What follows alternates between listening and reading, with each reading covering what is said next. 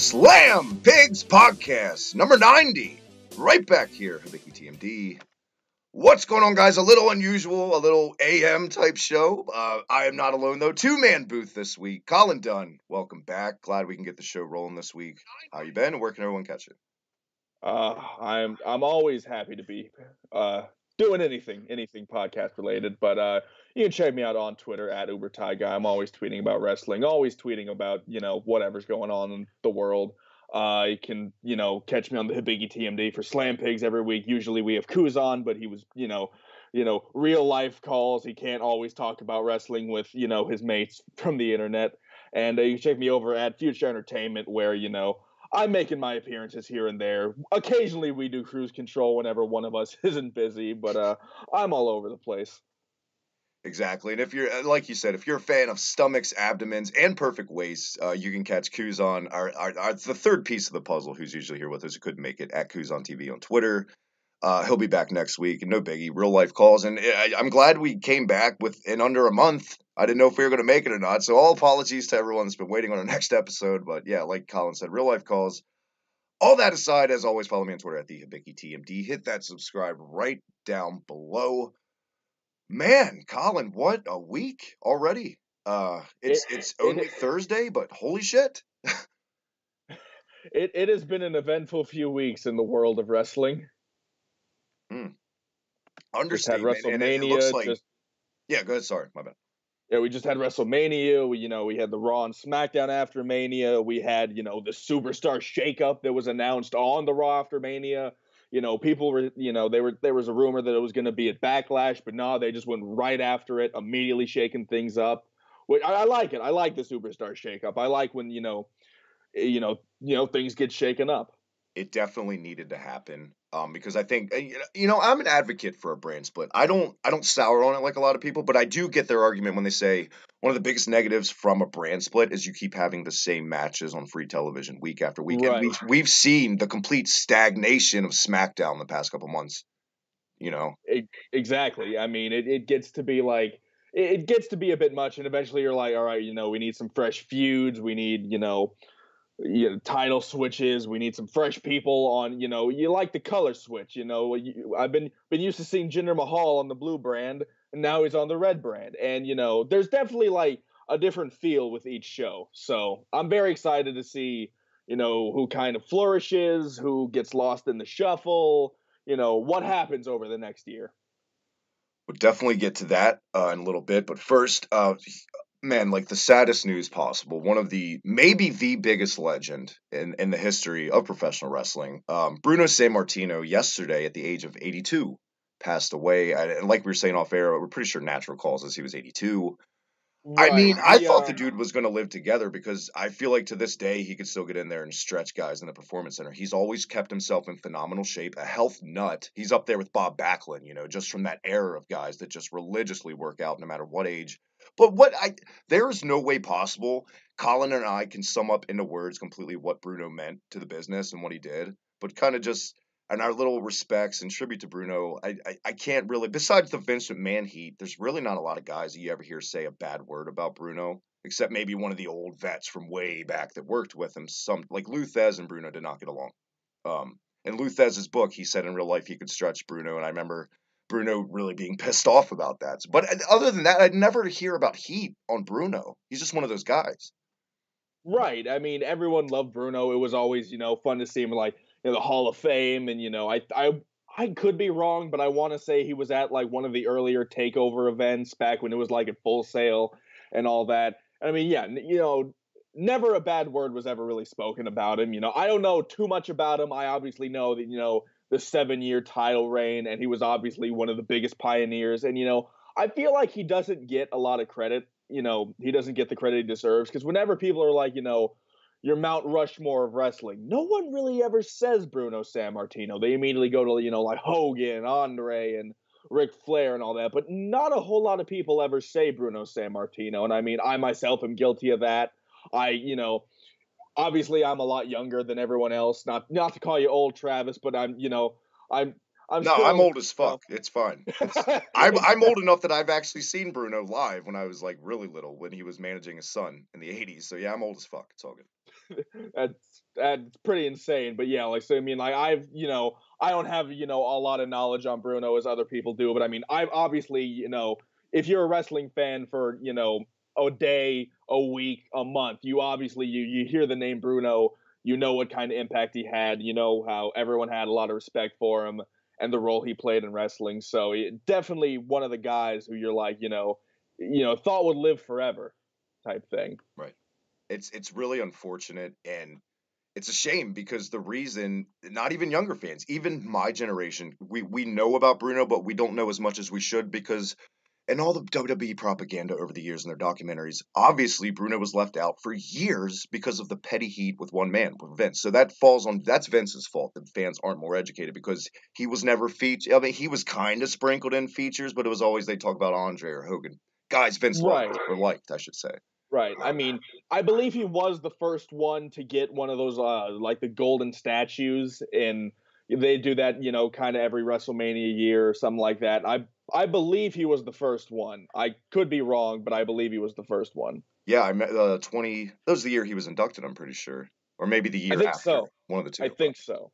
But people ask a lot of the times that don't know either, why is there heat? It goes back to Bruno being one of the first guys back then with superstar Billy Graham, who's also in the news this week because he's a piece of shit. Bruno, the steroid allegations and all that. That basically all the heat and the way that his son was booked by Vince. It goes back, and obviously Bruno has always been a huge advocate. He hated the Attitude Era. Obviously, I mean, if any of you guys picture Bruno being a fan of the Attitude Era, I don't know what you're smoking, but that's pretty obvious that he wouldn't like it. Just one of those guys from that era that hated how the business evolved. But the Right. man did way more than Jesus Christ. I can't. He survived World War II. He escaped from over there, came over to the country, and he talked about an overachiever and just life in general. But Exactly. that being said, Bruno Sammartino definitely rest in peace. Any final thoughts on Bruno, Colin? Like I said, I didn't know, a great deal about him, but I obviously know enough that, he's one of the pioneers in wrestling. He was, I saw a tweet I think, yesterday. Let me see if I can pull it up really quick. It was from a stats account on Twitter about wrestling. And it was, here it is. Yeah, it says Bruno Sammartino reigned as WWE champion during the presidencies of John F. Kennedy, Lyndon Johnson, Richard Nixon, Gerald Ford, and Jimmy Carter. If that sentence alone doesn't fuck you up, then I don't know what does. Yeah, the only person that comes close to that is what, fucking Mae Young. I mean, Yeah, pretty much. But I what mean, a resume. she was alive when Jesus was born, so That's true. She had a Hell in a Cell match in Jerusalem. Yeah, what can you say? The man, the myth, the legend, rest in peace, Bruno Sammartino. But I did mention superstar Billy Graham 2 seconds. I don't. Did you see that article that long ass shit he wrote this week about Ronda by chance? I did not. I typically don't pay attention to Billy I Graham. typically don't either, but this time people were just so sour on what he said. I had to look, and yeah, it was basically how he came out making a statement how Ronda is unoriginal by ripping off Roddy Piper's gimmick, and it basically was umbrella factoring all the modern wrestlers, how no one is original anymore, blah blah blah. All his typical bullshit. But then he goes to bury Ronda Rousey, as he kept referring to her MMA career, about how she wasn't really the best and blah blah blah, and how the original finish at WrestleMania, Colin, that match was supposed to be apparently, allegedly, Triple H tapping out to Ronda's armbar. Okay, superstar Billy Graham in the end of this statement or whatever, that was like the last thing he focused on. Hated that idea. Pretty much said that's completely the problem with the business, and that was what he had to say. Now my thing is, Ronda Rousey's a fucking Olympian, former Olympian. Not many men could probably go face to face with Ronda alone, and if that would have been the finish, I would have actually liked it. And and Colin, I'm not an advocate at all for intergender wrestling usually, but I would have liked that. It would have been fine. Yeah, no, I think it would have been. I would have liked that ending. That would have, already that whole tag team match personally was my favorite match of the night. I believe, good old Uncle Dave rated it the highest out of all the WrestleMania matches. Which, some people might agree with, some people might not. It's everyone's opinion. But I would not have mind that finish. I've said this before, I'll say it again. Triple H is my all-time favorite wrestler. And, you know, you're not a proponent for it. I am. I like the intergender wrestling. shout out to my boy Joey Ryan. You got to get that name somewhere in every show I'm on ever. But I loved it. In the spots where Ronda and Triple H were, obviously Triple H didn't throw a punch or anything, but Ronda was punching him in the corner, and then he was gonna pedigree her, and he went to he went to go for the kick, but she caught it and all that. I thought it was great. Uh, I thought it was fine, and I mean, Ronda Rousey, sure, could she have her own gimmick? Why not? But there isn't an issue with what she's doing.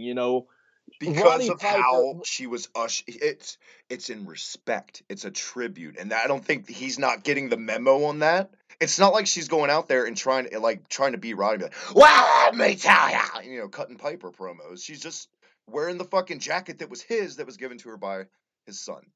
Superstar Billy Graham is Exactly. pathetic. He's one of those guys. He's right there with the honky tonk man who will say anything to be relevant. That's exactly what it is. And people that fall for this don't fall for it. It's a ploy. It's a bitter old Right. And plan the if it thing is, does. Roddy Piper, gave Ronda his blessing to, use the Rowdy Ronda Rousey name, and Ronda Rousey is, a big Roddy Piper fan. It's not meant to be a ripoff. It's meant to be, like a tribute type thing. Roddy Piper, if he were still alive today, would probably love everything that's happening with Ronda Rousey. I guarantee he'd at least escorted a ring for a big show if he were still alive. I'm sure he'd Oh, be all about exactly. it. Why wouldn't you be? Oh, It's exactly. one of the biggest mainstream athletes in the last 20 years. So, Superstar Billy Graham, go back to your corner, calm down. And I know we started off the show with death, Colin, and I don't mean to keep rolling with death, but it's a case of true love died this week, I guess. Nikki and John split up. Who saw that coming? A couple people did, actually. I kind of saw it coming, but Honestly, I'm surprised it didn't happen sooner. yeah, yeah. I know you're I mean, completely Christ. devastated about this news, though.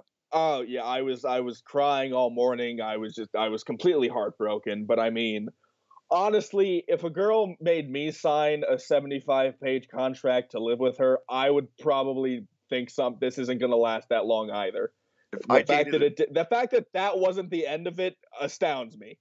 if I ever attempt to date a woman who has the insane, just cleanliness rules list around the house, I'm out. I'm dipping out. It's not worth it. I, I kind of have a lot to say. I kind of don't because I usually don't give a shit, two shits at all about celebrity relationships, and I don't really care about this. But I will say, I hate when celebrities do this shit. Immediately when the news dropped, the Nikki Bella, sure as shit, came out on Twitter and put, "Thank you everyone for understanding our privacy." And then, she mentioned it. She came out public. Enough said. And then, fucking 5 minutes later, was saying, "Will you please respect our privacy and leave us alone?" What do you want? What the fuck do you want, Nikki? You can't have it both ways. You know what I I mean? mean, yeah. At the same time, I mean, the thing is, in my mind, I was like, oh, please, only wrestling fans give a shit about this. I just found this out, before the show went on the air, as I was, looking for an article to, cite my sources from. Fox News. Fox News reported on John Cena and Nikki Bella breaking up, and so, I mean, I'm not saying they're the biggest wrestling couple ever, but apparently they are if Fox News is the one is reporting it. Right, right. And It's I not like mean, if you didn't hear Fox News reporting Cass and Carmella. You know. exactly, exactly. By the way, real quick, shout out to JD in the chat saying, Ronda Rousey undefeated for 2 years or something in MMA and a former Olympian. How is that overrated and not one of the best ever? And he's also saying he sees nothing wrong with Ronda paying tribute to Piper. And he also says if Piper was still alive, he would have been, ringside at Mania for her, loving life. So, you Yeah. know, I agree, and thank shout you out for to stopping by the JD, good chat. brother. And it's not like I'm ignoring the chat. I just don't have it up. Colin's man in the chat, so thank you, Colin. Um, The Iron Man, what can I say? the Iron Man of chats.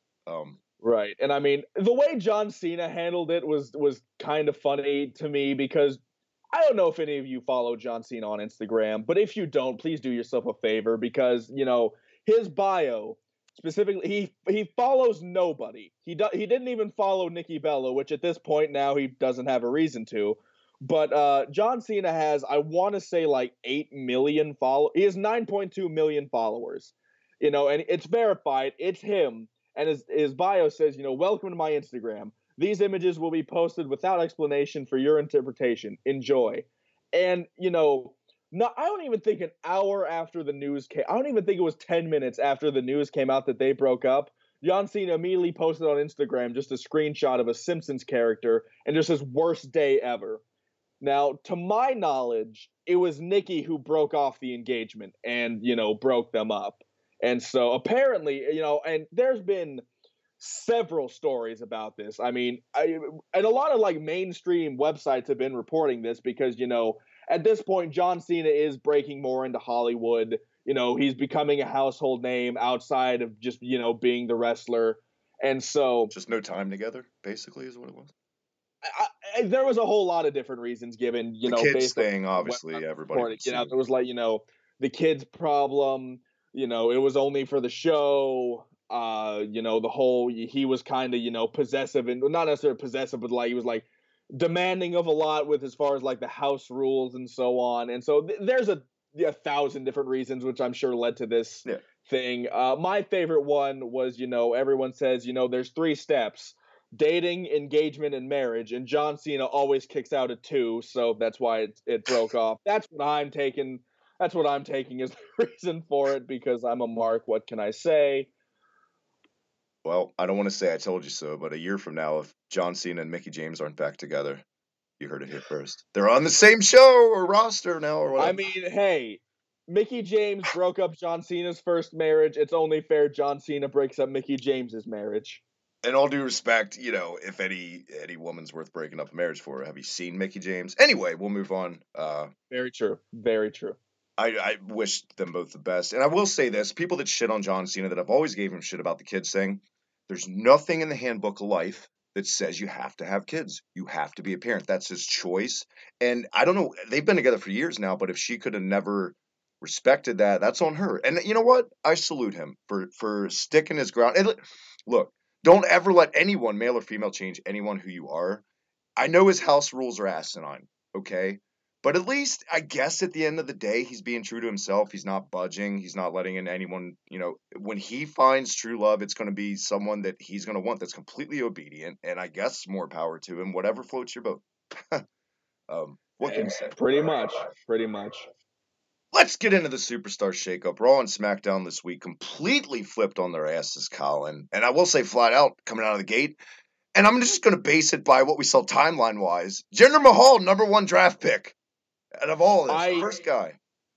What can I say? Jinder Mahal, he's the best. Bruno who? Anyway. Oh my God. That's terrible. Kind of, going back to the Raw after Mania, the SmackDown after Mania, we'll kind of touch on, the bigger stuff coming out of those shows.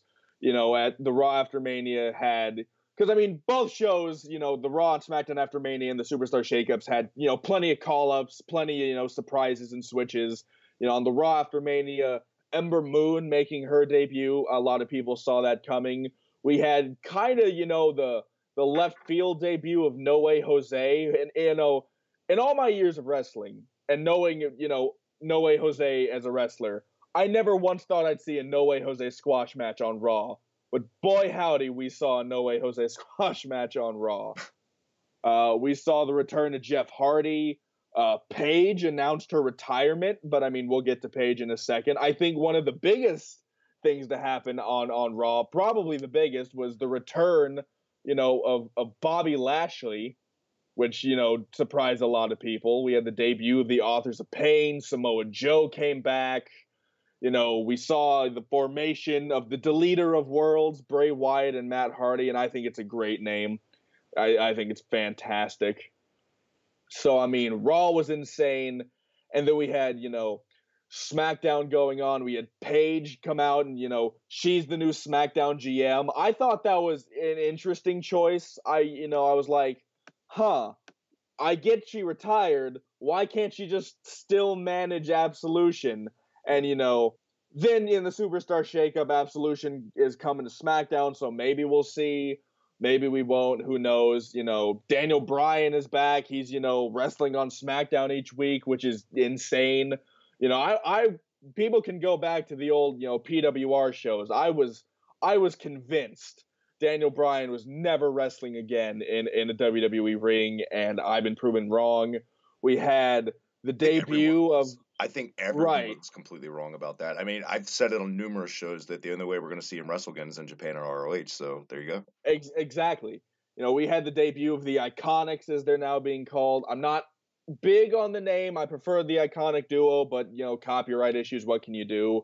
We had Carmella cash in and win the SmackDown Women's Championship, which kind of rubbed people the wrong way, given how they handled the Charlotte and Asuka match.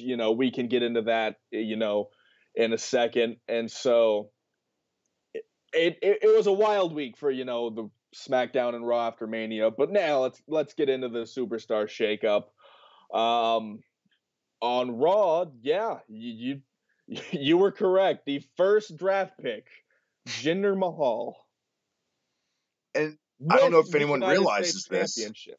and I don't know if anyone realized this, but by the end of Monday Night Raw, 3MB is now back home where they should be. If we don't, I sent out a tweet. The second Drew McIntyre debuted on Raw, I was like, all right, first of all, I'm gonna need a before and after reunion photo. Second of all, I'm gonna need either a ride along or a table for three with all of them, because that's a thing I need in my life immediately. But Jinder Mahal and Sunil Singh coming to Raw with the United States Championship. What a way to kick off Raw. What can I say? With Kurt Angle introducing him, Kurt Angle looking a little lost, but either way, just, back and forth, babyface authority figure heel promo, which eventually led to Kurt saying, "You're going to defend your title here tonight." Out comes Jeff Hardy, which was a good call because that's a guy. I've been saying this since day one. They need to split up the Hardys on separate shows. Jeff needs no Brother Nero gimmick. I mean, you can do it sometimes, but he's over enough as Jeff Hardy. He doesn't need to do what Matt Hardy did. Matt Hardy needed to evolve himself at the end of the day. Jeff Hardy didn't. And I agreed with this. I was fine with this. Jeff Hardy coming out, beating Jinder. And you know what? Not a bad Jinder match. Give the Devils due here. Right. No, I think, I think people are kind of starting to and I mean, don't get me wrong. I obviously know he's, no, not the next Shawn Michaels or anything, but people, have to at least admit Jinder Mahal has gotten better. He's still, absolutely. Obviously, I think the main event thing was definitely rushed. I mean, don't get me wrong. I, love the shirt. I love Jinder Mahal. He's my guilty pleasure. What can I say? But, he's definitely, was kind of shotgunned into the role.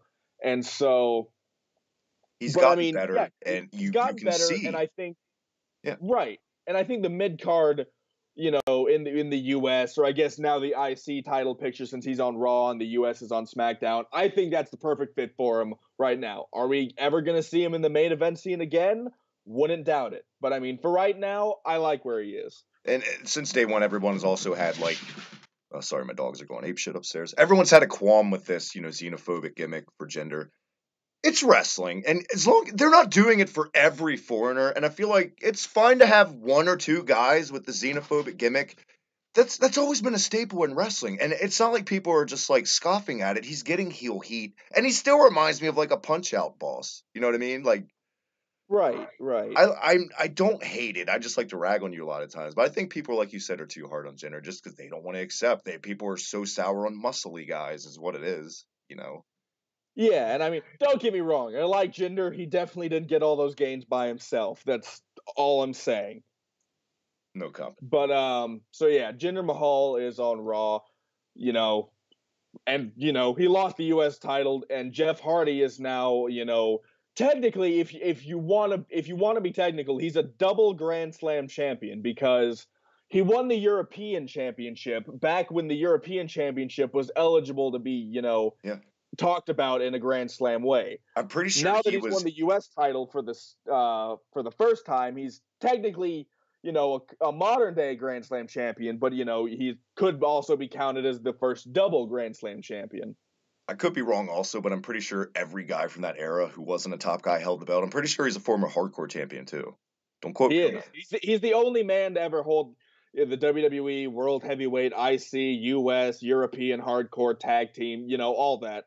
Also won the WCW titles, I think. Or maybe the Dudleys won the match. Well, he was also a light heavyweight champion, which I think was a WCW thing. Yeah. So an Octopath Traveler, pretty much. Like, he's won a lot of belts. But yeah, that's Pretty. fine. And obviously, they didn't announce it yet, but later in the show, they would announce Hardy. Anytime there's a shakeup or a draft, it's like clockwork, man. If they win the title from that brand, they're going to that brand, you know, Probably. usually. But yeah. Up next was Bailey versus Sasha Banks. And not a terrible match, not, the blow off I was expecting, but I mean, now both of them I believe are still on Raw. Yeah. So I mean, that obviously it leaves room for the feud to continue to grow. I don't know how, but I feel like they're probably going to stretch this to SummerSlam somehow. I hope I'm wrong because I don't want to see it stretched out that long, but we'll see. Are they booked But at Backlash in a match? I I don't think so yet. I think they probably will be in a rematch, but I don't think they're booked just yet. But Like you, I'm glad this wasn't a blow off because this match had a little bit of heat with the crowd, but not a lot. The crowd was not as invested as they should be, considering the progression of the angle as we've seen. They should have been more into it, I feel like.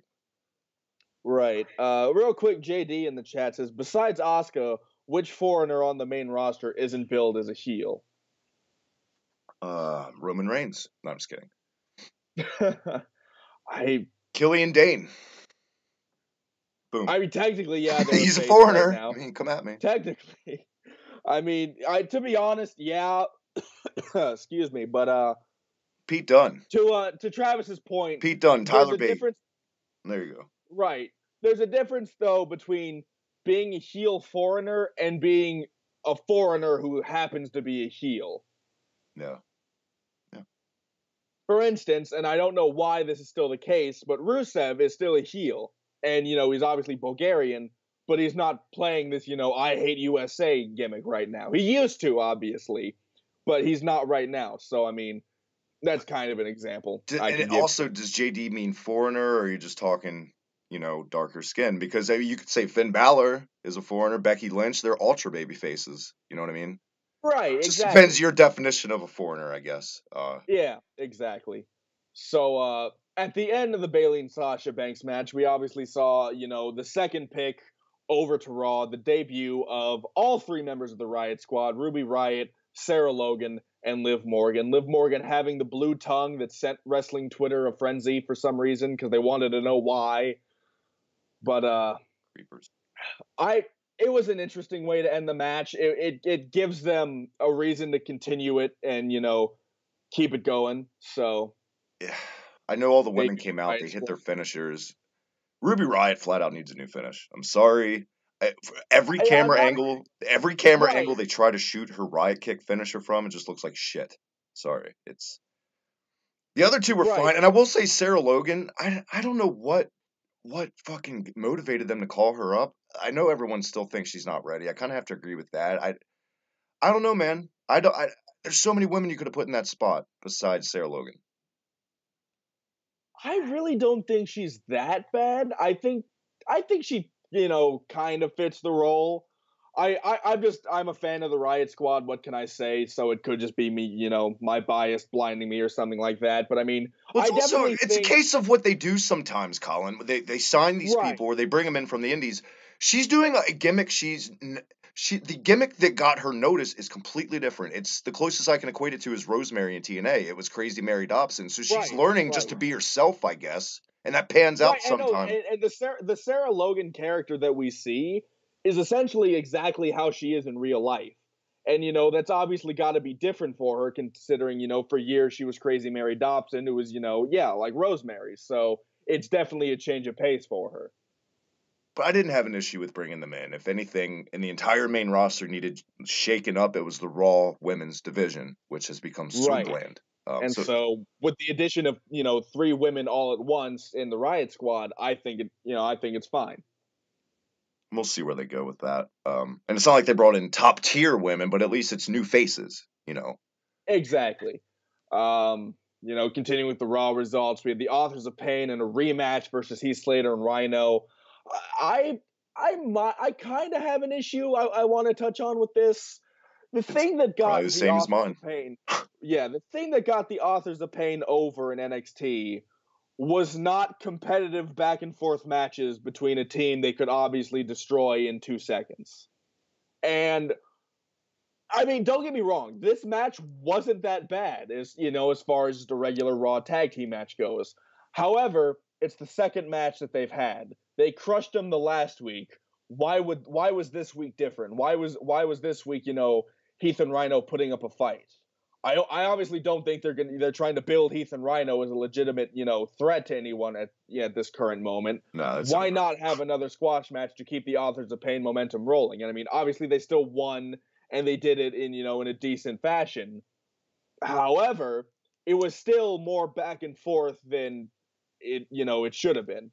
And the obvious other big gripe with people was Paul Ellering last week, the AOP when they debuted, just walking off without him, splitting from the group. Now it's come out. I'm sure it's the travel issue. He doesn't want to travel, which he's no spring chicken. I can see that. They need to do something though. These guys desperately need a figurehead / mouthpiece because obviously, honestly, without it, they seem lost. Yeah, no, I get it, and I like Paul Ellering, so I enjoyed. I think he was a big part of the Authors of Pain's success. Just the character and just him being there, leading them. I think it was great. I like the idea of we've made it to the big time. We don't need you anymore, old man. But they also, none of them. I could be wrong. I don't, talk to them on a regular basis.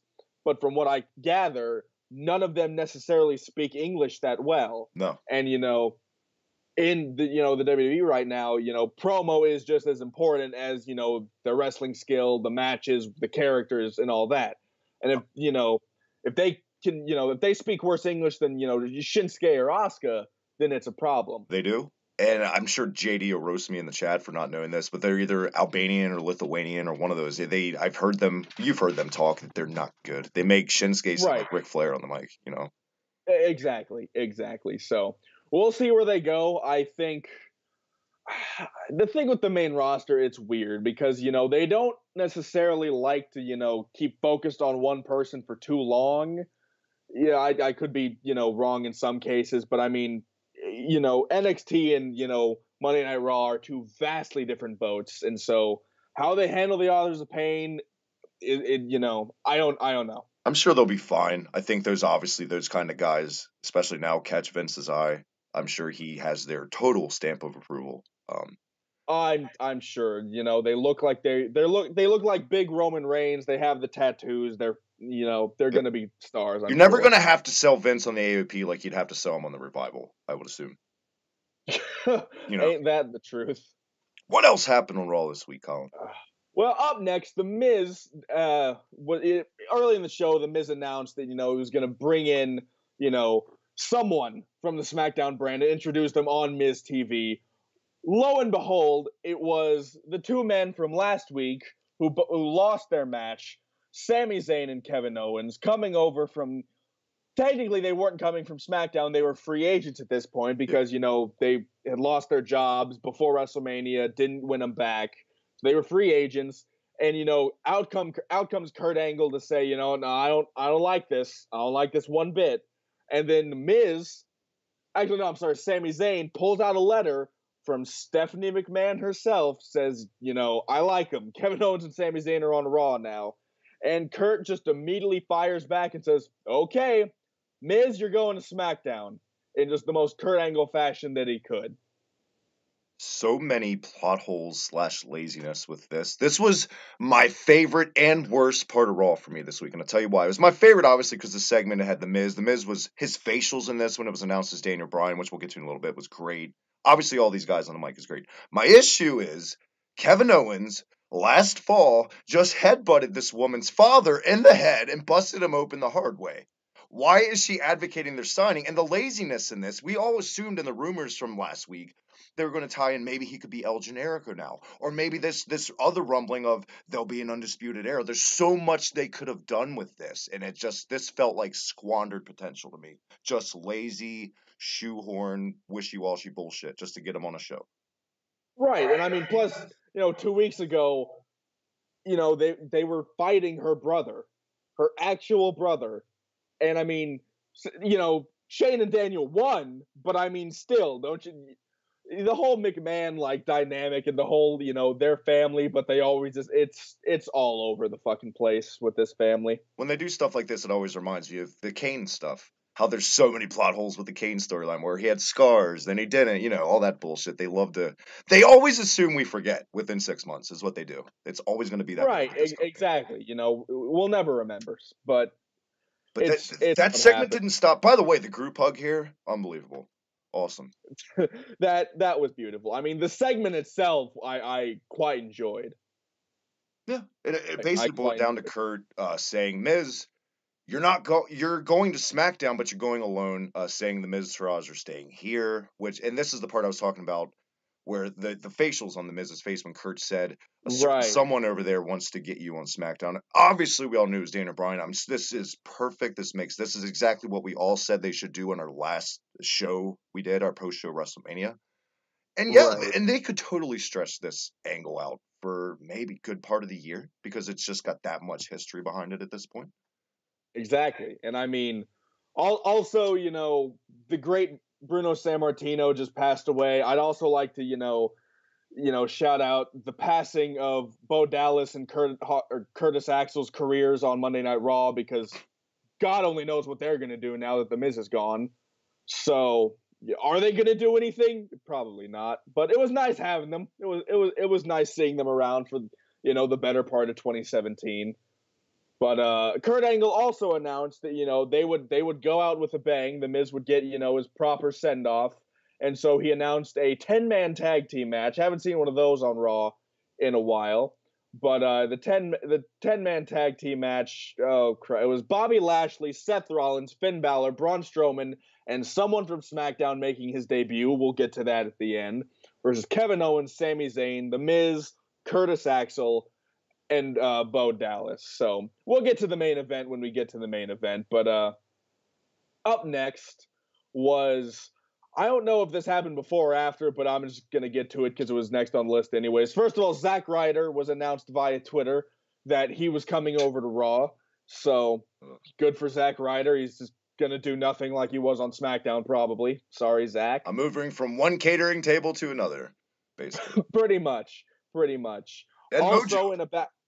Right, Mojo Rawley was also announced, so I mean they can't get rid of each other. Maybe we'll see the reunion of the Hype Bros. Who knows? Speaking of YouTube and Twitter announcements, the biggest signing of all, a singles run now for Chad Gable. Right. I mean, that obviously came after Raw, but I mean, yeah, everyone loves Chad Gable. If you don't love Chad Gable, you're not doing life correctly. I thank us flat out for as much as we put Chad Gable over for the past year. It's because of us. That's why. Right. But also there was a backstage segment, the bar was kind of walking down and then they pan over and there is the Fashion Police, Breezango, which is Fandango and Tyler Breeze, and they were throwing out tickets left and right. And I agreed with them up until they said dress, because I am a Scottish man. It's a kilt, goddammit.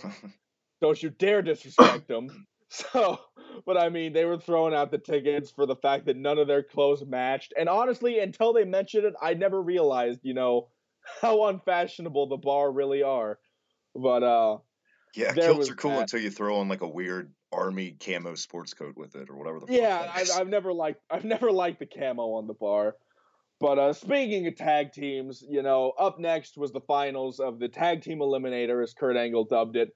Matt Hardy and Bray Wyatt, who I guess are collectively known as the Deleter of Worlds, which I think is a great name, versus the Revival, my boys, no flips, just fists. Oh, God damn it, I want the Revival to do well, but boy, howdy, they're oh man. I miss the Revival being good. Anyways, Matt Hardy and Bray Wyatt making pretty quick work of them. It was a okay match, but we all knew Hardy and Wyatt were winning. And with, I'm a spoiler alert, with the bar going to SmackDown, I think it's safe to say that Matt Hardy and Bray Wyatt are going to be the new Raw Tag Team Champions at the end of the Greatest Royal Rumble. I'd like to think that, and I don't have a problem with them doing it that soon. Anything to keep Bray Wyatt fresh at this point, I'm all about, so whatever. Right. That was also in the news this week that this was all going to be a heel turn from Bray to join Sanity, which are on SmackDown now, which we'll get to. But God bless. Thank you. I hated that idea. I was like, oh please, dear God, no. Yeah, I it was would have not been a fan 20 of steps back Nikki. for Bray. Here we are again in this figurehead of this cult group, and it would have gone to nowhere, you know. Exactly, And the exactly. person that would And have like it suffered the wouldn't have most from it that, wouldn't have made sense. It wouldn't have made any sense, to be honest. and the person that would have suffered the most from that would have been Eric Young. Honestly, Exactly. we would have I'm been really pushed to the floor. excited for I'm really excited for Sanity. Obviously, I don't have Nikki Cross, but we'll get to that when we get to SmackDown. Um, Real quick, the so revival, they should get a new shirt. They should put no prob, just jobs. Calling it. that's a great idea. I would buy the The shirt. saddest and funniest thing of the day is Got it. Remember when the Revival was the most over tag team in NXT? I also remember when people cheered Bailey. So, We're old men. What can we say? what are you gonna do? Up next was Mickie James versus Ember Moon. People thought this was going to be, the swan song for Alexa Bliss and Mickie James on Raw. Nope, they're still there. They're just eating the pin to, Ember Moon and Nia Jax. Ember Moon obviously beat Alexa Bliss or pinned her on Raw last week, has now pinned Mickie James. I think Ember Moon is obviously going to be, one of the big players in the Raw women's division. I'm very excited to see what she's going to do. You know what great match and unbelievable selling of the Eclipse. My God. Oh, that was beautiful. I watched a GIF of that, for a solid 5 minutes. That was the best legit I've ever seen anyone take that move to this day so far. Right, no, exactly. It was one of the best. It was the best sell of that move. I mean, it made The Rock shed a tear. The match was good. It only suffered from Nia on commentary, and they showed real quick, if memory serves correct, Colin, Alexa backstage, doing a great job of selling, the heel "I'm distraught" quote unquote. You know, I I don't want this rivalry to continue. me either. I really thought that, and don't get me wrong, I enjoyed the rivalry. I also had my personal gripes with it, being someone who's overweight and has been bullied for, his weight. Um and now that Alexa Bliss is still on Raw and she was whole, I don't want to be out there with that bully. I was like, "Oh, give me a fucking break." But at I the was same really time, that was hoping. tremendous heel. That's what a heel should do. Oh no, yeah, exactly. I mean, from a kayfabe standpoint, that's beautiful. I like the way she's trying to turn it on Nia Jax. I like that.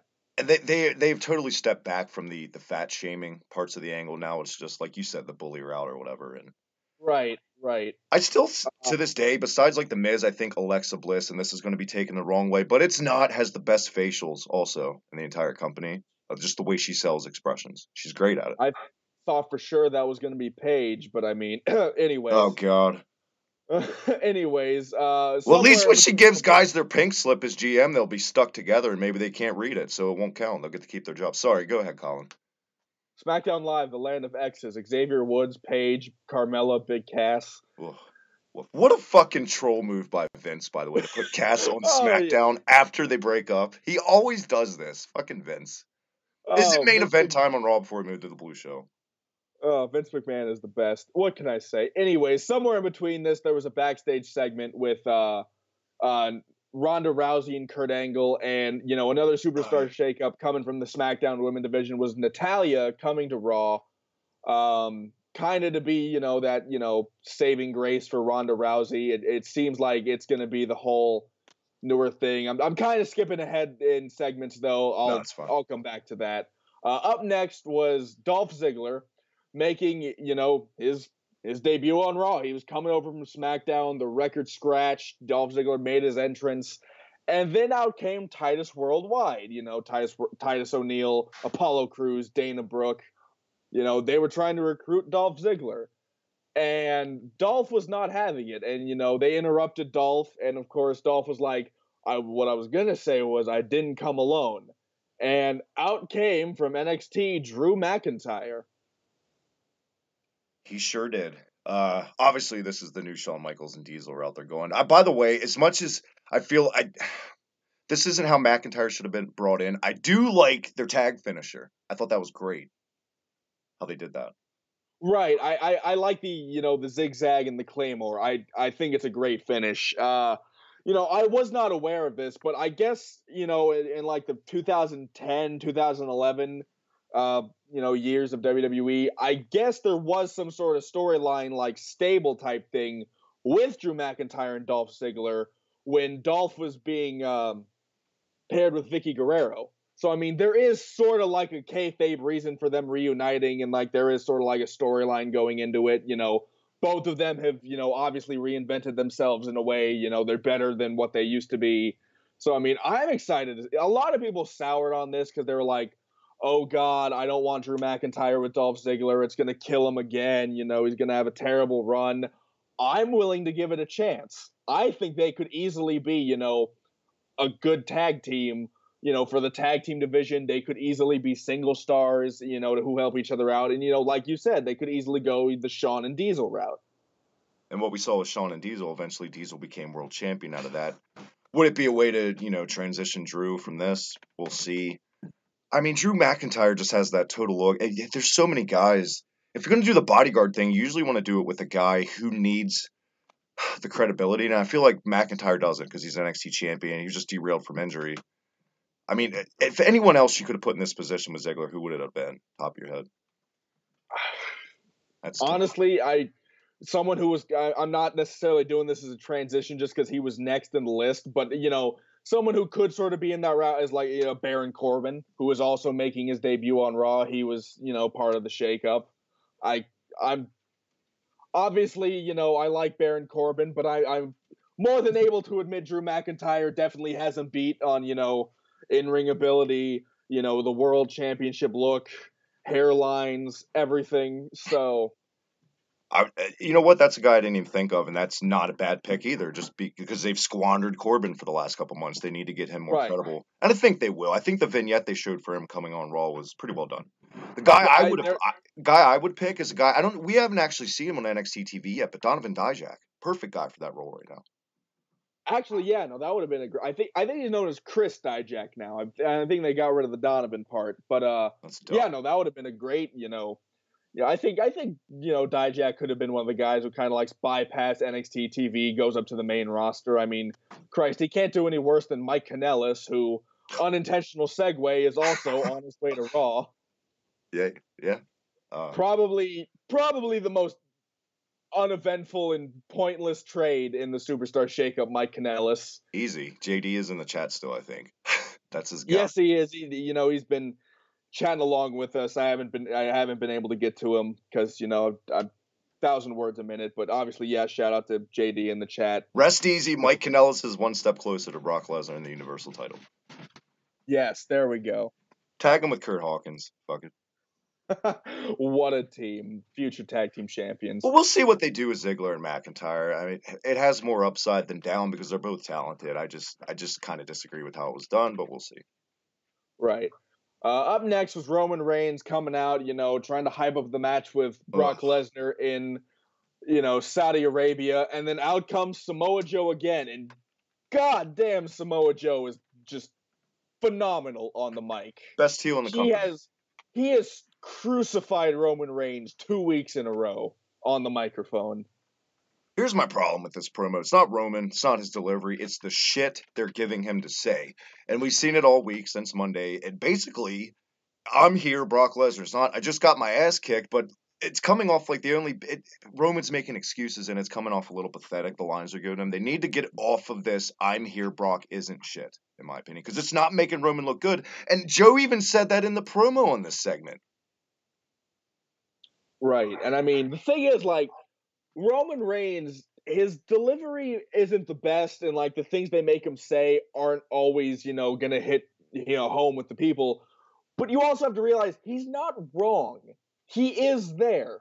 And like I could see them turning that into like a bigger part of the story. He's like, if they were to do it, they should. They're not gonna, but they should. They could easily turn that into a Roman Reigns heel turn. He's like, hey, I'm here every week busting my ass for you people. Brock Lesnar shows up once every 4 months for 10 minutes and leaves again, and you still cheer him over me. You guys are assholes. something like that. It'd be an easy way to turn him heel.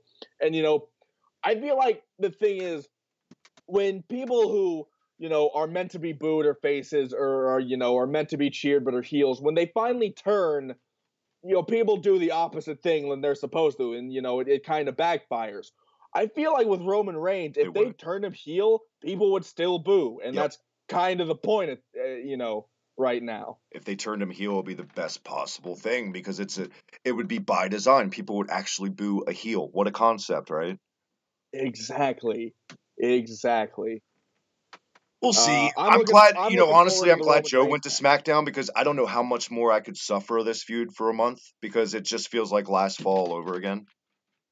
Right, exactly. And I mean, we all know Roman Reigns is going to win the match against Joe at Backlash. It's going to happen. And they could just pull a random switch on us. They could have, obviously I think Reigns is beating Lesnar in Saudi Arabia. They could make the match at Backlash for the universal title, and they might have Joe win. Cuz I mean, Joe had a point. He has beaten Roman Reigns twice. Yeah. So he's never beaten Joe, right? Yeah, I don't think Roman Reigns has ever beaten Samoa Joe.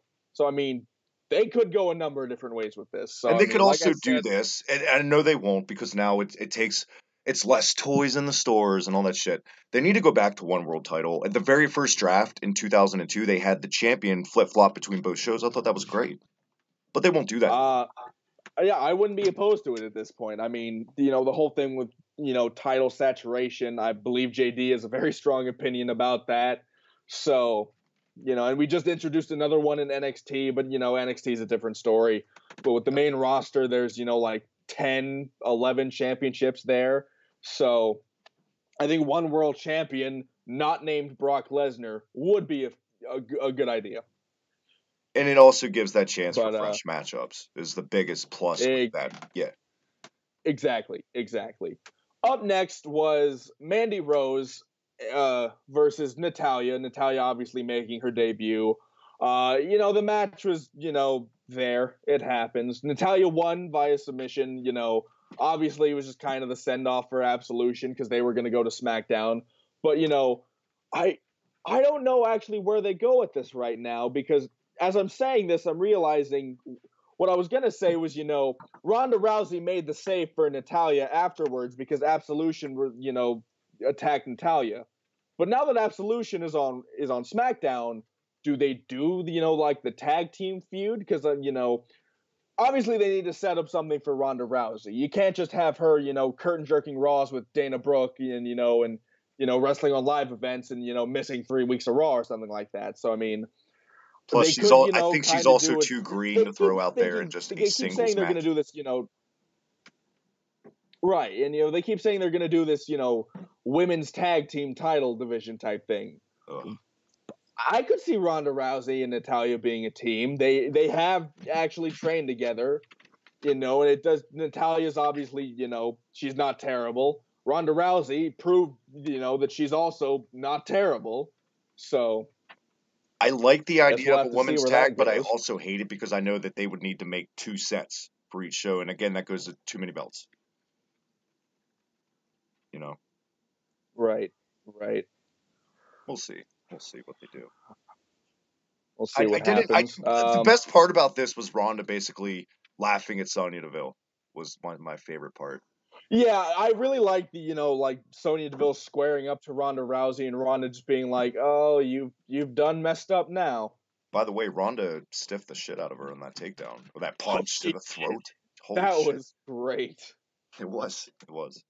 But yeah, I didn't know that either, that Natalya was like the new Curtis Axel who helps train people to come in. But for the women, I didn't know that. But I mean, I like that they're tying it into real life, and it gives Natalya something to do, because she's too talented to just let sit there. Exactly. Up next was, we saw them in the backstage segment earlier in the show. Up next was The Bar versus Breezango. And to, I think, everyone's surprise, Breezango beat The Bar. I knew they were going to win. 4-time Raw Tag Team Champions. I think I said that correctly. Got pinned by Tyler Breeze and Fandango. And I am all for it, because I love Breezango. And if it means they're going to do something with them on Raw, I'm here for it. I kind of figured they're going to win this match. They needed this win. I don't think it hurt the bar at all. This is just going to be another case of Titus Worldwide where they're going to keep getting these wins that mean nothing, but eventually I don't think they're going to win the titles. They might, but I think it's slim chance. They're another case, and I know JD disagrees with this too. Another case of a team or an act that doesn't really need a belt to get over right now. They're just that good, and people love them. I think But at you can't this make them eat point right fucking now pins they at the same should. time every week. You know what I mean? Right. The thing is, like, over on SmackDown when they were over with, the Fashion Files and, what other shows, at that point you didn't need the belt. But I mean, they moved that all to like, .com exclusives and all that. And, they kind of fallen off. Truth be told, I had forgotten about them until they randomly showed up in the backstage thing with the bar. I was like, oh shit, the Fashion Police are still a thing. If you got So, an I mean, act that's right now, over, you don't got to put belts on them. At least keep them on fucking camera. You know?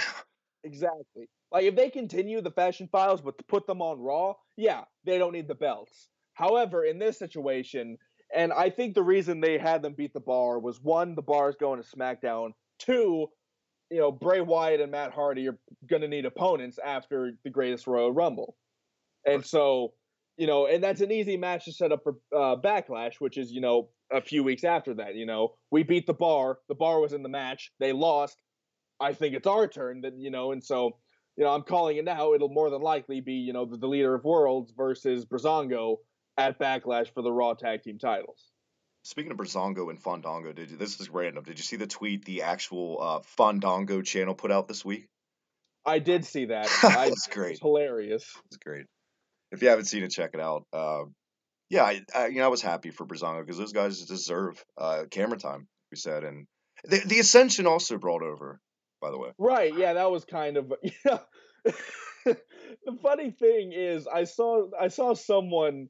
It was just a tweet, and it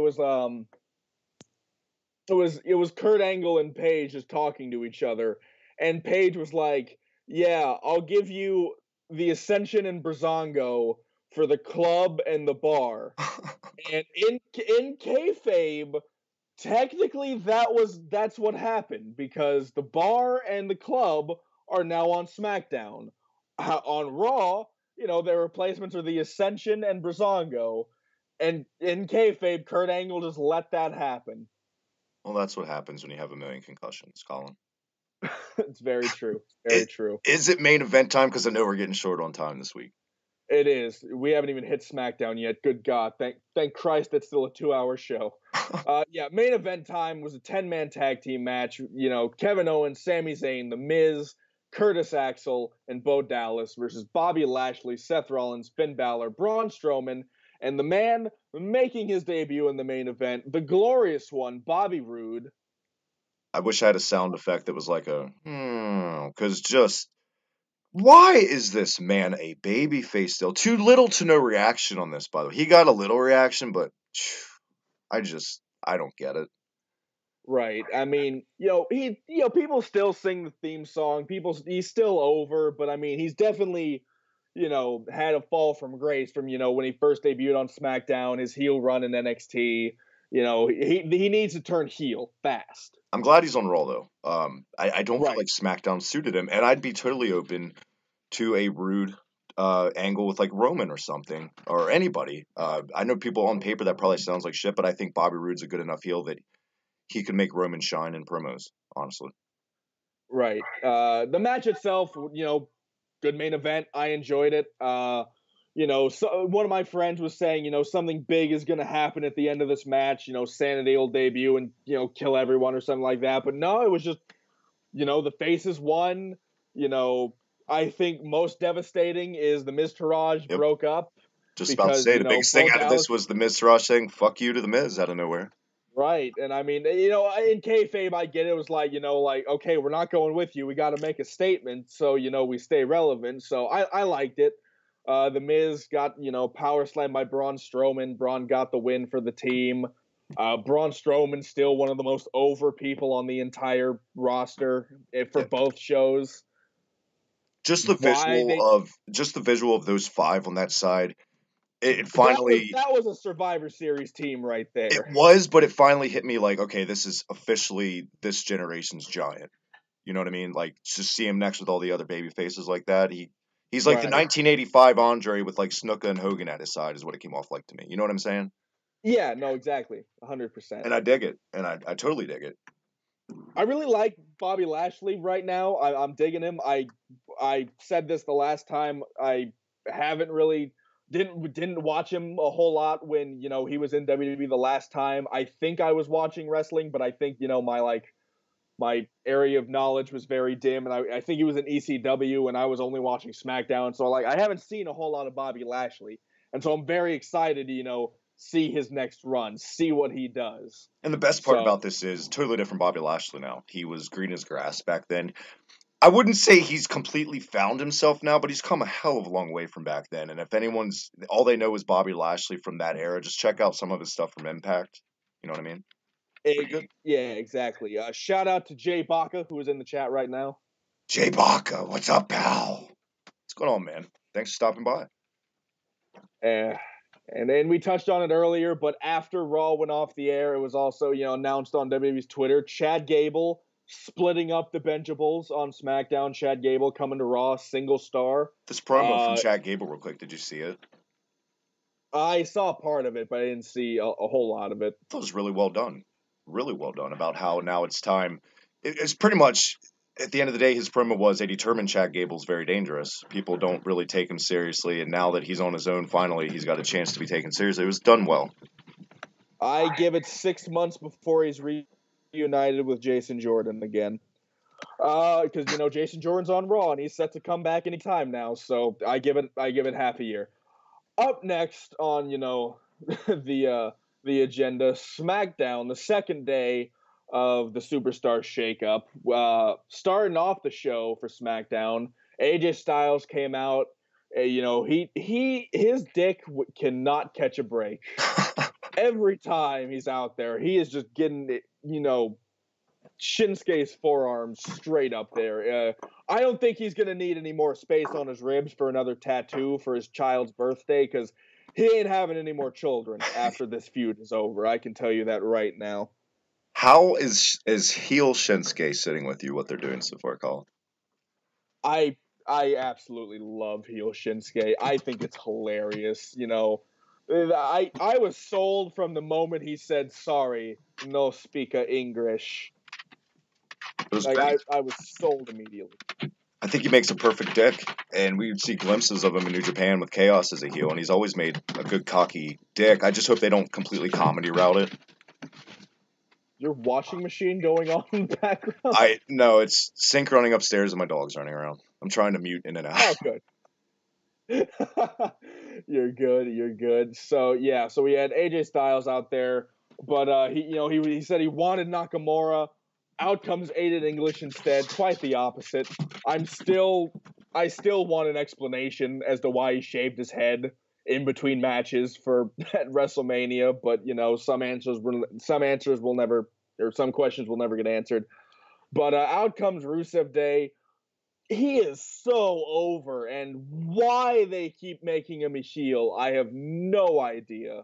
And I mean, he's, other news out this week, he's back in the casket match against Undertaker at the Greatest Royal Rumble. He's quite literally going to be buried again. And I hate it, because that's literally the only reason why this match is happening. Vince McMahon sees how over Rusev is, sees all the merchandise he's selling, and I'm not going to even attempt Vince McMahon impersonation because I suck at it. But he's like, you know what? Hey, you're popular. Fans like you. I'm literally going to bury you in a fucking casket. So I'm looking forward to it. Not really, but out came Rusev. All the people this week that have come out and said, "Oh, it's a great opportunity for Rusev. You should be happy for him." I get that, but what's the end of the day payoff in this for Rusev? What is it? Just because he's in a casket match with the Mabel, Heidenreich, these fucking guys were in casket matches with the Undertaker. Kamala had a casket match with the Undertaker. It's not a career-defining moment. It's just it's good payday for Rusev. At the end of the day, that's the best scenario for him in this. He's going to lose. He's not winning this match. No, not in the slightest. I would have been fine with Jericho. They should have just kept it Jericho, make it a. Yeah, Why not? You know, because I I, mean Jericho's, he's not a current star, so to speak. He doesn't need the win. If Jericho loses, who gives a shit? He's Chris exactly. Jericho. Exactly. This So I mean, this is just an this, asinine match. Why wouldn't this be Cena in the first place? And I know he has a match with Triple H, but Jesus Christ, why not just do Triple H and Rusev if you're gonna do that? I mean, Rusev's gonna lose regardless because no one gets past Triple H if Triple H has a say in it, except Ronda Rousey. But It's fine though anyways, because this the only match, storyline on television we're seeing them kind of transition with the Greatest Royal Rumble is Brock and Roman anyway, so it's not like it's right, going to affect storylines, you know. right, and I mean, and AJ Styles and Shinsuke are also having their WWE Championship rematch at the Greatest Royal Rumble. So I mean, there's some of these matches of storyline. Some of them, like Rusev and Taker, Cena and Triple H, are just happening because they're big names and they'll sell out the arena. Yeah, But make the Saudi fans happy basically is what it is. exactly. This match against AJ Styles and Rusev on SmackDown, it didn't last long. AJ Styles immediately put Rusev into the calf killer, and Aiden English broke it up, DQ, and all that. And I swear to you, I was typing out my tweet like, are you fucking kidding me? Rusev taps out that quick? Because I was positive they were going to do that. Like, immediately into the calf crusher, boom, Rusev taps out. I'm like, this is what Rusev gets for just being funny on Twitter. But, Bury me gently, brother. exactly. But, lo and behold, Vince McMahon has somewhat of a heart. And so, Daniel Bryan came out and set up the main event later. We'll get to that. It was there. Up next, the first, shake up for SmackDown was Jeff Hardy. Actually, Shelton Benjamin came out and said, last night I wished well to Chad Gable, and my Twitter account was hacked. I would never say that. He said he wants competition, and Randy Orton comes out, and I'm like, okay, Randy Orton and Shelton, Randy Orton's definitely some competition. And then instead, his music cuts. Randy's like, what the fuck is this? And Jeff Hardy's music hits. The U.S. Championship staying on SmackDown. Jeff Hardy coming with him. Jeff Hardy was the first shakeup for SmackDown from Raw, and I mean, it was weird. I was looking at this match, and I'm like, United States Champion Jeff Hardy versus Shelton Benjamin on SmackDown.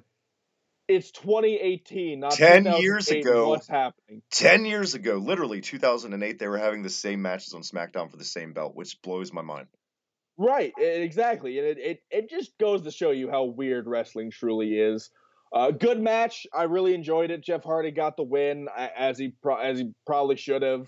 It was a good match. Nothing to write home about, but I'm excited to see the kind of matches they have. I'd be more than happy to see another Jeff Hardy Benjamin match. I would love it if these guys went into a feud for the U.S. title. I would love another singles push for Shelton Benjamin. I think he's great. So I mean, I'm excited to see where it goes. Both these guys obviously on the Bruno Sammartino diet because both never age. Also, they both look great, like they did 10 years ago. Exactly. I mean, right. And I mean, Jeff Hardy moving like he was a 20-year-old. Shelton Benjamin, all he needs to do is grow out the hair just a little bit, dye it gold. He can be the gold standard again. It'd be 2008 all over again. What a year. Up next was Jey Uso versus Harper. Not Luke Harper, just Harper. I believe I was getting something to eat or I was getting a drink, and I came back and the match was over. I don't know if this match lasted a minute, but Harper beat Jey Uso pretty quick. And people had complaints about this because the Usos were built up for the better part of a year as one of the most dominant tag teams, and then squashed in a minute But as a tag by team, Harper. not as a single, and that's why I think this was fine. Because Right, obviously exactly. Harper's the more bigger of the two. It would make sense. Exactly. I had no complaints about this because I mean, obviously Harper was going to beat Uso. Sure, could he have put up more of a fight? Why not? Look, But it's like it's back in the fine. people that had a qualm about this. You're not doing your homework. Go back to any era. I mean, I'll just top of my head, the Rockers versus Boss Man and Akeem. The Rockers had a fighting chance as a team, but if you put Marty Jannetty against Big Boss Man, he's going to get the shit kicked out of him. That's exactly what happened. Exactly.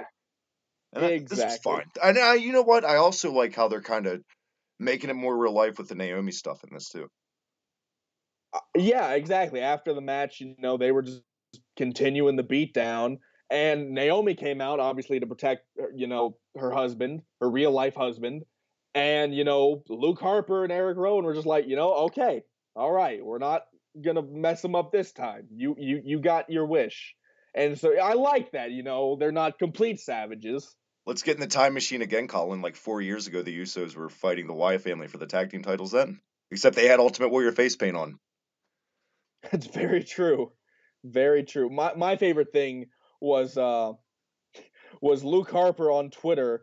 He every I don't understand it. I don't know why he started it. I love it every time though. Every day, Luke Harper just tweets, "It's Tuesday." You know what that means, or it's whatever day of the week it is. Yeah. And but occasionally he'll break the streak to mention something, and so he put out two tweets. One of them was saying, enjoy your evening with him, Trin.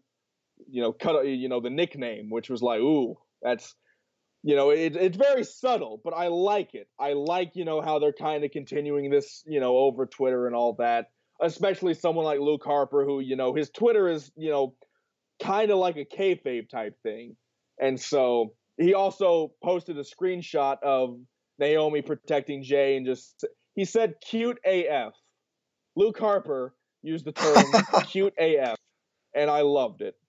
Oh my god. I I mean, absolutely loved a it. lot of people don't like the bludgeon gimmick. I'm not in love with it. I'm just happy for those guys to find success because we've come a long way from babyface singles. I'm just a hunter Luke Harper gimmick to this, so it's something. Remember he'd come out and shoot Right. the fake bow and arrow in the air on his entrance. Luke Harper is criminally underrated. Oh, Jay Bacchus says Harper should have bludgeoned Naomi. No fucks given. I think the internet would have had a panic attack if Naomi just takes a giant hammer to the face. Giggity. but But if it was '99, they'd be doing a storyline right now with her in the hospital from that. oh, without a doubt. Uh, Back to the shakeup, it was announced that Absolution, Mandy Rose, and Sonya Deville both coming to SmackDown. I thought for sure one of them would be, sent to SmackDown, the other one would stay on Raw. Nope, they're both coming. Riot Squad and Absolution kind of switching places. So, we'll see where that goes. After this, I never thought I'd see him again just because I kind of forgot he was there. Sin Cara was out there. And, I'm like, okay, this is obviously going to be, a debut match for someone. And lo and Was it behold, ever? boy, was it ever, Samoa Joe making his debut on SmackDown. Definitely one of the bigger surprises because, they were rolling with this whole Roman Reigns thing on Raw. And then, here comes Samoa Joe over to SmackDown. Out of every single shakeup, this made 100% the most sense out of anyone brought over from either show. Joe has desperately needed a scenario change forever. He's never really going to catch a break on Raw, getting that top position with Brock is in the picture. That's the problem. And this is perfect. Now, finally, we're going to get Styles and Joe, which after, he beat the shit out of Sin Cara in this match, basically, who's gaining weight rapidly. I just want to point that out there. I didn't know which was Samoa Joe for a second just because of the mask. That's the only I could tell. But yeah, beat Sin Cara decisively. The promo after was great. He ran down the list of all the baby faces on SmackDown. And like you said earlier, and I completely agree, the best heel in the company. And dare I say, best on the mic. He's so good on the mic, he's getting gigs in like Pixar movies and shit to voice cartoon characters. He's absolutely just one of the best. I can't wait for him to win the world championship. I still think if it wasn't Braun, Joe should have been the one to beat Brock. If this would have been, excuse me, a couple years earlier when we're not in this era of let's just swoop up all the indie darlings and throw them in NXT, and yes, there's buzz, but I feel like if it was a couple years earlier, Joe would stand out a lot more because he's not surrounded by so much talent. Like if this was like, 2011, 2012, obviously they bring Joe in, there would be so much more momentum and buzz on him, and I feel like people aren't picking up on how great his promos really are. Right, exactly.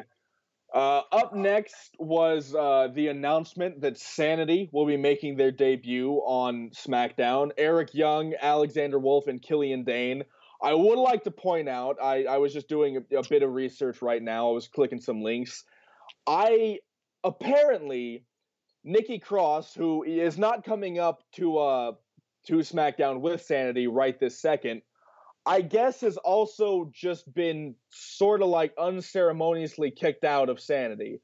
Every place I've kind of seen it is sort of like reporting them and advertising them as Nikki Cross being a former member.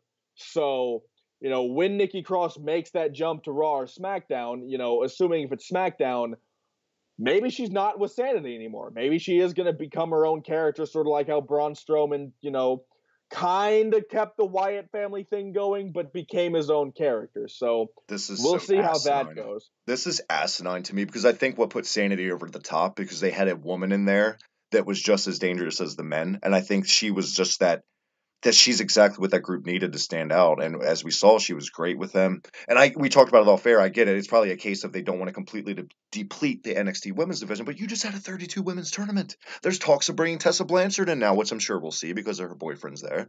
But why? Why do this? She was it was great. We had never really ever seen a stable like this where the woman was just as much of a focal point and not as a valet, as a shit kicker. Exactly. I mean, and I think it's a mistake. I love Sanity as a whole. And I mean, and don't get me wrong, Nikki Cross not being in Sanity anymore and it just being young Wolf and Dane are not going to ruin them. She was the But best I in that feel like entire group at playing that gimmick to a T. She was the best. oh no, exactly. Nikki Cross was easily one of probably the best, sold character in Sanity. And the thing is, like, I liked how they always gave her her own time. They almost never accompanied her to the ring, and she almost never needed it. She had her own That's version of the I like. Sanity music, for Christ's sakes. Right. I think they all do except Alexander Wolf. But to be fair, I've never seen Alexander Wolf in a singles match. Yeah, and I So don't I think like can't. German accordions would fit well with. I don't know. Yeah. Killian Dane's like the beginning of his theme sounds like farts. You know what I'm Well, saying? I mean, his whole thing is because he's Irish, and so they kind of, make, Lucky Charms, pot of gold, whatever the fuck they want to do with him. By the way, So, in the chat, anybody timestamp that Killian Dane's theme sounds like farts. yeah, please. Um, so I guess we'll see where it goes. We'll see what happens with Nikki Cross, all that.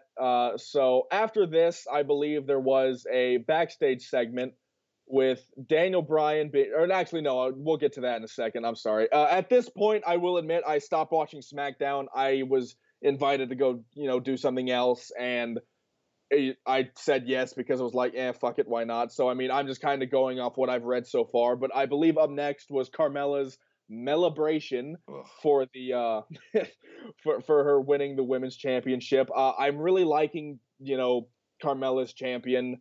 I don't have a complaint about how she did it. Honestly, my only complaint was how fucking awful the referee responded to it. Like, that's always been my number one pet peeve with cash-ins.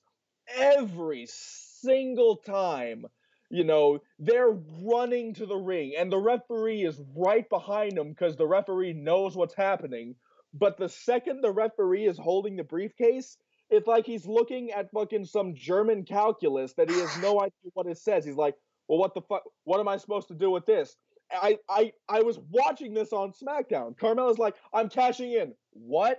I'm cashing in. You're doing what now? I'm cashing in. He turns around. He turns back to Carmella. What are you doing? She's. I shit you not. She is shouting. She is literally high pitched screaming at this point. And this referee is still standing there like he has no fucking clue what he's doing. Like he's never seen this. Like this is an entirely new concept to And he's him. like, "Are you sure? Are you sure you want to do Yes, it?" exactly. And I'm just like, what the fuck are you I doing? grabbed you to run out with me. Yes, I'm fucking sure. It's like in a video game when you want to cancel something and keep at. Are you sure? Are you sure? Yes, I'm fucking sure. I agree. And the Oh worst, man, I don't hate how she won the title either because she's a heel. And like we said, we all predicted that was going to happen when it did. My problem is the amount of mic time they're giving this woman. Holy shit, she is not good on the mic, and it's obvious. For me, you might feel different. I don't think Carmella's the worst on the mic, but she's definitely not the best. I think she's where she needs to be right now to be women's champion. Obviously, she can be better, but she's not going to be the worst women's champion ever look back at history. I mean, there's always going to be Jillian Hall. Ooh, So, thank you for reminding me of that. And I honestly, I think first, maybe second title defense, she'll lose the belt. I don't see this being a long reign, honestly. Well, considering that out next came well, no, I'm sorry. Out next came the Iconics, and well, Charlotte was. I'm all over the place because I didn't actually watch this segment. Charlotte came out. The Iconics came out. Charlotte, Flair, and Billie Kay had a match. I believe Charlotte won, and then out came Asuka, and so yeah, I give Carmella a month at this point before Asuka rips the belt from her hands and never loses that thing for a year. So we'll see where that goes. Or they shock us again and Carmella beats Asuka. And they book it as Asuka's in this slump now and she has to find herself again. I don't fucking know. They love to do this kind of angles. You know what I mean? Right, right. So we'll see what happens. Up next was a backstage segment. Daniel Bryan was being interviewed by, no, excuse me, I believe Renee Young, Yeah. and Renee is like, oh, and Bryan turns around and all we see are just these, golden bronze chesticles, and then raises up, and lo and behold, the return of Big Colin Cassidy. You thought it was the Andre statue for a second, don't lie. Big old bronze tits. Pretty much, yeah. Colin Cassidy making his return. Fun fact, my sister's name is Cassidy, my name is Colin, so I've kind of had a spot for him in my heart for a long time, only really because of that stupid fact. That's really weird. Exactly. My mom's favorite wrestler, I'm sure. So, but Big Cass was there. He's confronting Daniel. I guess Cass is, going to be playing the heel as he should. I think he works well as a heel. He kind of can't come back from the whole Enzo thing and not still be, an asshole. Right. So now we have a case though, and I'm fine with him as a bodyguard, but we have another case of absolution in the Riot Squad. We have a bodyguard gimmick on one show. We need one on another too. Right. Right. Is it too much, or do you think they'll differentiate the two? I think McIntyre and Ziggler, like you said, are going to be more as a tag team, and I think Cass will be more like the protector of the Miz. I think that's how they'll book it. I did not watch. Is Cass a hired person from the Miz? Is that what they? Because I know that Cass interfered in the main event after Shinsuke interfered or something like that. But what was the whole deal with that? That's pretty much the route they're going to go with it. Like you, I saw bits and pieces of the show, but everything I'm reading in the reports, yeah, that's what the plans are, to put Cass with the Miz, and that way Miz can get some sort of protection in the Daniel Bryan storyline. You know what I mean? And a desperate heel will do anything. So I'm fine with it. I'm not the biggest Cass fan in the world, but it gives him something to do. And if any, it's another case of a guy that needs that bodyguard gimmick to get him over the top. Perfect guy, just like a Donovan Dijak would, or Chris Dijak. Sorry. Right. What a terrible fucking name change that is, by the way. I know, Donovan is such a great name, and then just Chris. Oh, hey, what's up, Chris? Yeah. One guy can get away with being called Chris.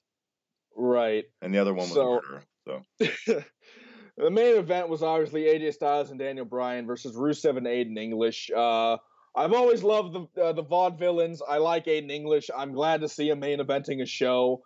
So, I mean, that's cool. But, I mean, it ended in DQ. I believe when the referee turned around and noticed Shinsuke's entire arm straight up AJ's nuts. God, this man needs to start wearing a cup. I mean, how he hasn't figured that out yet, I don't know. Probably two cups if you're wrestling Shinsuke. Honestly. One for each nut. They don't call it strong style for nothing. For nothing. Exactly. Jesus Christ. But I mean, that was SmackDown. Good show, not terrible. I enjoyed what I saw, and so I'm excited to see what happens after the Superstar shakeup. A few other shakeups that weren't exactly mentioned on the show, but were kind of announced. The Club is coming to SmackDown, so maybe we'll see a reunion of AJ and Gallows and Anderson. Cesaro and Sheamus are also coming to SmackDown. I'm very excited to see what they do because I love Cesaro and Sheamus, and I like the Bar. So R-Truth also coming to SmackDown. R-Truth kind of playing the Mike Kanellis role of this. Matters not at all that he's there. He's just kind of switching, who he travels with. You know what? Point. People gave that. Can you hear me real quick? Yeah. People gave that segment a lot of shit. I thought it was hilarious when he was like, yeah, they did the Gaga, and by then he was like, and I'm glad to be here on Monday Night Raw. It was great. You got a pop for me. It was funny. I love R-Truth. I've always liked R-Truth, and I love that stupid gimmick that one of my favorite moments, I think it was in the Royal Rumble. He was playing this gimmick where like he doesn't know what's going on. And so he makes his entrance into the Royal Rumble, and he gets a ladder. Yeah. He puts it in the middle of the ring. He just starts, and he looks up like he's expecting the Money in the Bank briefcase to be there. And he's like, "What the fuck is this?" And then he gets thrown out of the ring. The other great thing, you remember when he was in actual ladder matches, and they did the thing. He was afraid of heights. He'd pull out like a little step stool. Oh, that was great. And one of my other favorite moments was it was actually when Money in the Bank was going to happen. And then I think Kane, Roman Reigns, Dolph Ziggler, they were all out there. And this was when Kane was Corporate Kane. And I think Roman and Dolph were having a back and forth. And R-Truth comes out, and he's hyping up the match like he's, in the match. Yeah. He's like, when I win Money in the Bank. And Kane is like, what are you talking about? Like, I'm talking about when I win Money in the Bank. You're not even in the match. And he takes off his guys like, huh? Like, you're not in the match. You sure? Yeah, I'm sure. This was my bad. Y'all be good, and they just leave. It was great. So I mean, I'm excited to see what they do with R-Truth, if anything, to be honest. And I think one of the biggest people coming to SmackDown, the second NXT call-up for SmackDown, Andrade Cien Almas and Zelina Vega. Yeah.